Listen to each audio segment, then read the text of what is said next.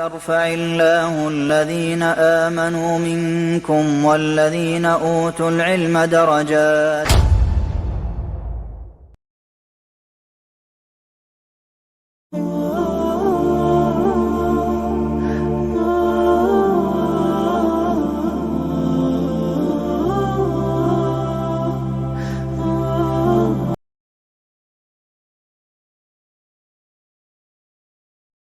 السلام عليكم ورحمة الله وبركاته.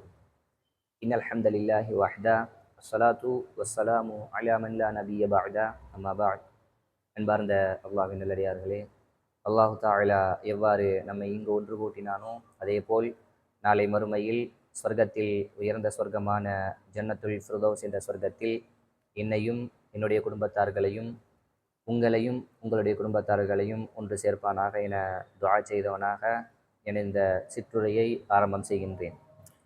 அன்பார்ந்த அல்லாஹ்வின் நல்லடியார்களே, நேற்றைய தினம் அல்லாஹு தஆலா இந்த நாம் அடைந்திருக்கின்ற துல்ஹஜ் மாதத்துடைய முதல் 10 நாட்களை சிறப்புப்படுத்தி இருப்பதற்கான காரணங்களில் முதல் காரணமாக அல்லாஹு தஆலா அந்த நாட்களை கொண்டு சத்தியம் செய்கின்றான் என்ற அடிப்படையில் அது சிறப்பான நாள் என்பதை நாம் அறிந்தோம்.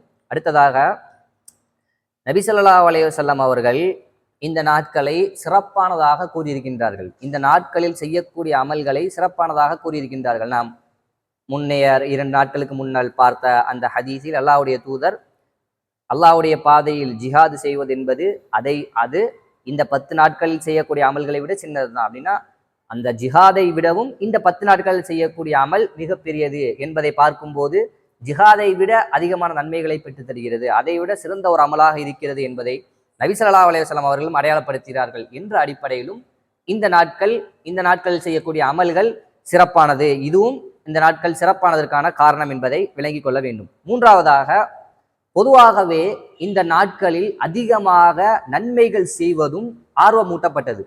குறிப்பிட்டதாக இன்னென்ன அமல்கள் என்று நமக்கு அறிவிக்கப்படவில்லை என்றாலும் ஹஜ் செய்வதற்கு சக்தி பெற்றவர்கள், ஹஜ் செய்பவர்களுக்கு அந்த ஹஜ்ஜுடைய அந்த வணக்கம் கடமை, அது அவர்களுக்கு. ஹஜ் செய்யாதவர்களுக்கு, அதற்கான சக்தி பெறாதவர்களுக்கு குறிப்பிட்டதாக இந்த அமல் என்று நமக்கு சொல்லித்தரப்படவில்லை. இப்ப 9வது நாளில் அரஃபாவுடைய தினத்தில் நோன்பு நோற்பதை சுன்னத்தாக நபி ஸல்லல்லாஹு அலைஹி வஸல்லம் அவர்கள் ஆக்கியிருக்கின்றார்கள். இது ஒன்று அடையாளப்படுத்தப்பட்ட ஒரு அமல்.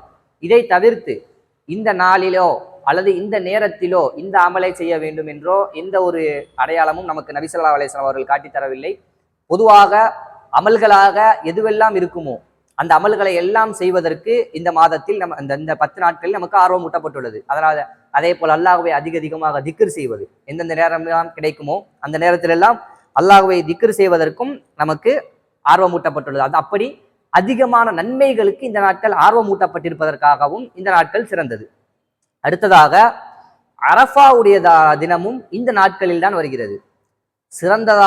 சிறந்த ஒரு நாளாக, இந்த மார்க்கம் முழுமைப்படுத்தப்பட்ட ஒரு நாளாக இந்த அரஃபாவுடைய தினத்தில்தான், வெள்ளிக்கிழமை, அரஃபாவுடைய தினம் வெள்ளிக்கிழமை அன்றுதான் அல்லாஹு தஆலா அல் யௌம அக்மல்து லக்கும் தீனக்கும் என்ற இந்த மார்க்கத்தை உங்களுக்கு நான் பூரணப்படுத்தி விட்டேன் என்ற வசனத்தை அல்லாஹு தஆலா இறக்கியது வெள்ளிக்கிழமை அன்று. அல்லாஹ்வுடைய தூதர் அவருடைய கடைசி காலங்களில் செய்த அந்த ஹஜ்ஜுடைய நாளில் அரஃபாவுடைய தினத்தில் தான் இந்த வசனம் இறங்கியது என்ற அடிப்படையில் இந்த அரஃபாவுடைய நாளும் இந்த 10 நாட்களுக்குள் இருப்பதால், இந்த துல் ஹஜ்ஜுடைய முதல் 10 நாட்களுக்குள் இந்த அரஃபாவுடைய தினமும் இருப்பதால் இந்த 10 நாட்களை இதுவும் இந்த 10 நாட்கள் சிறப்புப்படுத்தப்படுவதற்கான ஒரு காரணம். இறுதியாக 5வதாக என்னன்னா, இப்ப இந்த நாட்களில் தான் துல்ஹஜ், அதாவது துல்ஹஜ்ஜுடைய இந்த மாதத்தில் தான் அல்லாஹு தஆலா வணக்கங்களில் ஒன்றான கடமையான இறுதி வணக்கமான ஹஜ்ஜுடைய வணக்கத்தை அல்லாஹு தஆலா ஆக்கியிருக்கின்றான். அந்த நாளில் உதூஹியா கொடுப்பது, அதுபோல வேறு வணக்கங்களும் ஹஜ் செய்யக்கூடியவர்களுக்கு என்று அல்லாஹு தஆலா எதையெல்லாம் கடமையாக்கி இருக்கின்றானோ, அல்லாஹ்வுடைய தூதர் எதையெல்லாம் சுன்னாவாக கற்று தந்திருக்கின்றார்களோ அந்த வணக்கங்களும் நிறைவேற்றப்படுவது இந்த துல்ஹஜ்ஜுடைய முதல் 10 நாட்களில் தான். இந்த அமலை செய்வதற்கென்று வேற ஒரு நாட்கள் கிடையாது. உம்ரா செய்யலாம், ஹஜ் செய்வதற்கு இந்த முதல் 10 நாட்களில் உள்ள அந்த 8, 9, 10 அந்த நாள் தான். அப்படிங்கிற பட்சத்திலையும் இந்த நாட்கள் அந்த ஒரு அமலை செய்வதற்கான குறிப்பிட்ட ஒரு நாளாக இந்த நாள் இருப்பதாலும் இந்த முதல் 10 நாட்கள், துல்ஹஜ்ஜுடைய இந்த முதல் 10 நாட்கள் சிறப்பிற்குரியதாக நம்மிடத்தில் அறியப்படுகிறது என்பதை நாம் விளங்கிக் கொள்ள வேண்டும். ஆக இது போன்ற காரணங்களால், இந்த மாதிரி இருக்கக்கூடிய காரணங்களால் துல்ஹஜ் மாதமானது சிறப்பிற்குரிய ஒரு மாதமாக அறியப்படுகிறது. அதாவது துல்ஹஜ் மாதத்துடைய இந்த 10 நாட்கள் சிறப்பிற்குரிய நாட்களாக அறியப்படுகிறது என்பதை நாம் விளங்கிக் கொள்ள வேண்டும்.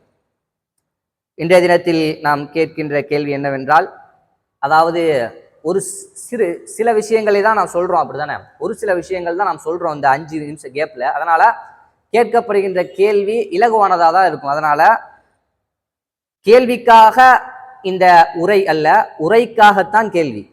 கேள்விக்காக இந்த உரை அல்ல, உரைக்காக கேள்வி. அந்த உரையை முழுமையாக கேட்டுட்டு இந்த கேள்வியை கேட்டோம்னா அதுக்கு ஈஸியான முறையில் பதில் அளிச்சிடலாம். அதனால இந்த உரையை நீங்க கேட்கணும், அதுலேருந்து பயன் பெறணும் அப்படிங்கிறதுக்காக தான் நாம் இந்த மாதிரி கேள்வியை கேட்கிறது என்பதை சரியான முறையில் விளங்கிக் கொள்ளணும். இன்றைய தினம் நான் கேட்கிற கேள்வி என்னன்னா, அல்லாஹு தாலா இந்த அரஃபாவுடைய நாளில் ஒரு வசனத்தை இறக்கினாம் என்று நாம் அடையாளப்படுத்தினோம். அல்லாஹு தாலா இந்த அரஃபாவுடைய நாளில் ஒரு வசனத்தை அல்லாஹ்வுடைய தூதருக்கு இறக்கினான் என்று நாம் அடையாளப்படுத்தினோம். அந்த வசனம் எது என்பதை அடையாளப்படுத்துக. அதை எந்த அத்தியாயம் எந்த வசனம் என்பதை நான் அதை ஓதி காட்டினேன்.